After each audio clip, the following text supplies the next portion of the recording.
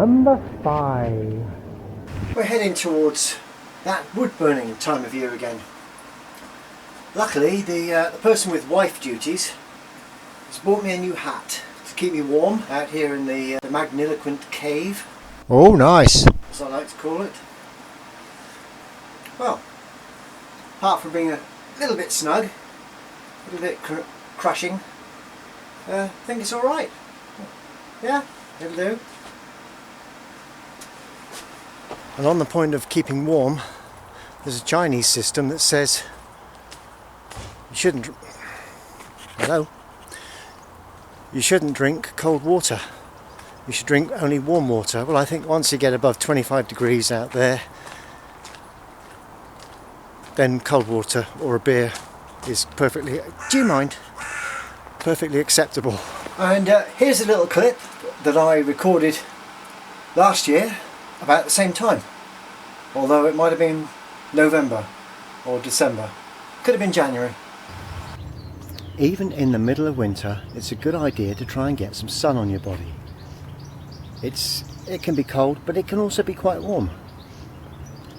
For 10 minutes, 15 minutes a day. Vitamin D makes you happy. Softy southerners. Okay, there's the cheesy thing. A little bit overcooked, but not too bad. Yeah, that's grilled cheese. Every single cell in your body has a receptor for vitamin D. Vitamin D in the body works more like a hormone than it does a vitamin. It affects how you store weight, how your bones grow, and how you feel emotionally. It actually can stop you feeling depressed. Unfortunately, people tend to cover themselves up as much as they can when they go out in the sun, and so therefore they don't get all the vitamin D that they need. This can also affect not only your bones and your skin and your weight, but it can also affect your hair. I must have missed a bit of sunshine somewhere. I get as much as I can these days because we really don't get enough in this country. How to make a good bone broth. Some peelings of any vegetable. I've only got potato at the moment. I shall add some carrots and onions later. Chicken carcass and a nice beef bone. This one's still frozen. I'm going to let it thaw out overnight and then I shall start pouring it in. Now, a couple of good tips. Bird's eye chilli and a couple of spoonfuls of turmeric.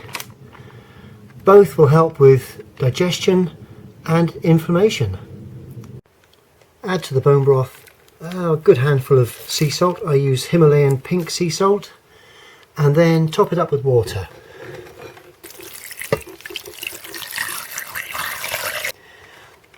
Now, why bone broth? Basically, all the minerals in these organic bones will be leached out into the water. It'll be on a simmer for about 24, maybe 36 hours. And that will leach out all the minerals from the bones. I shall then crush the chicken bones. Can't crush the beef bones because they just won't crush. And therefore all the minerals which we don't have in a normal diet will be in the water. Drink this every day and you will feel superb. Final ingredients after about 22 hours. Here are some dandelion greens.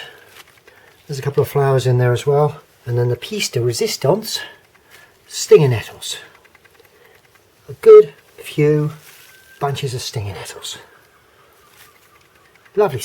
You can't beat stinging nettles.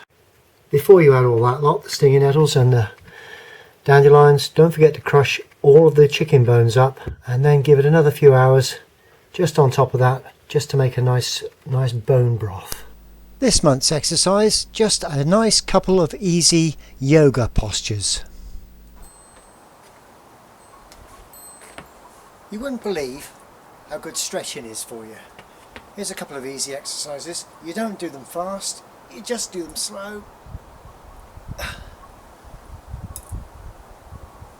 If you hold each side for about 5 seconds, and then this one, so easy.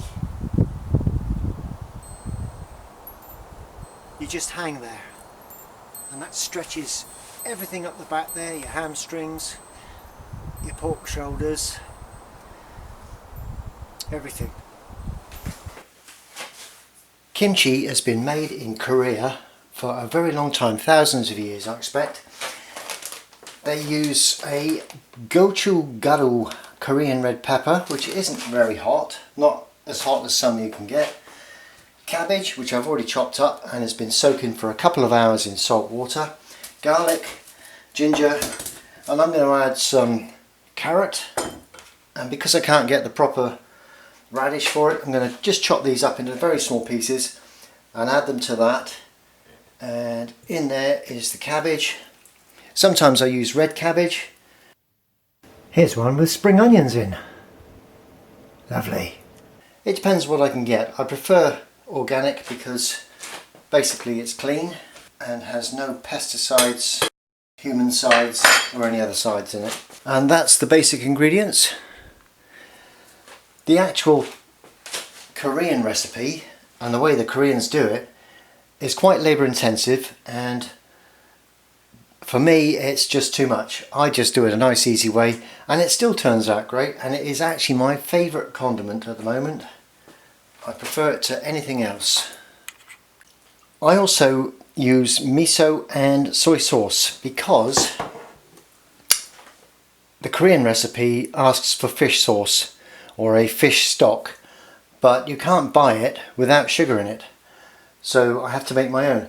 Well, I'm not going to go around chopping off loads of heads of fish to make fish stock. So I'm just going to use what I've got. That adds a good bit of flavour, a little bit of salt. Miso adds a nice bit of flavour, and it turns out quite nice. The first thing I've got to do is strain all that water out. But don't throw it away because you'll need some later on. When I first saw this recipe I thought, garlic? Surely that kills bacteria. Then I realised garlic only kills the bad bacteria, doesn't kill the good stuff. That's why it is so good. So I'm only going to use 3 or 4 decent sized cloves, otherwise it can put everybody else off. What I'm going to do is chop that up into small strips and shred that with the shreddy thing. And then the mix, which is made of the ginger, the garlic, miso paste and soy sauce, goes in there, and it has to be basically a paste. I've only got one way of doing that, and that is crushing and chopping, so I'm going to do that now. Okay, if I had a way of filming that slowly so that when you watched it back it came out fast, then you'd have seen me go, but I don't have that. I don't have that way of doing things. So I've got a good spoonful of miso paste in there. I've got a glug of soy sauce. I've got some 4 cloves of garlic and a piece of that all chopped up, all squashed in. I've shredded that small and large just to give it a bit of texture. And now I'm going to add that stuff. It's not as spicy as you think it is, so it's not as spicy as we can get in this country. Well, I'm sure they can get spicy stuff over in Korea. So I'm going to add a good couple of spoonfuls just to make it a little bit warmer. And because I've got it somewhere, I'm going to add a little bit of cayenne pepper as well. Oh, and why not some paprika? Why not? Let's be experimental, it doesn't matter. Now what they say is, you mix all that lot in there, or you mix that into there, mix it all up and take it from there. But I'm going to have to do it a quicker way. So chuck that lot in there, use some of the water, the salt water from earlier, put that in there, and then pour it through,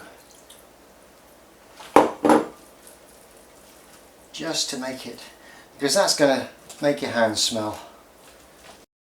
So that's all going to be mixed up. That's sort of mixed up now. In fact, it's not really as red as I'd like it to be, so I'm just gonna chuck another spoonful in. Now what happens is you pack it in here. Right, there we are, all pushed into there.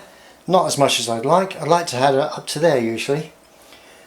Now I'm sure you can buy kimchi in the shops, but if you do, you'll be buying homogenized or pasteurized or some other kind of dead, lifeless thing, because they have to kill off all the bacteria in it in case it affects somebody. And so the thing you're buying it for, you're not getting. With the rest of the water, pour that in there just till it covers the top. Now you wonder what this piece of stuff is for. You push that in there, it's all pushed down quite well. Put that on top.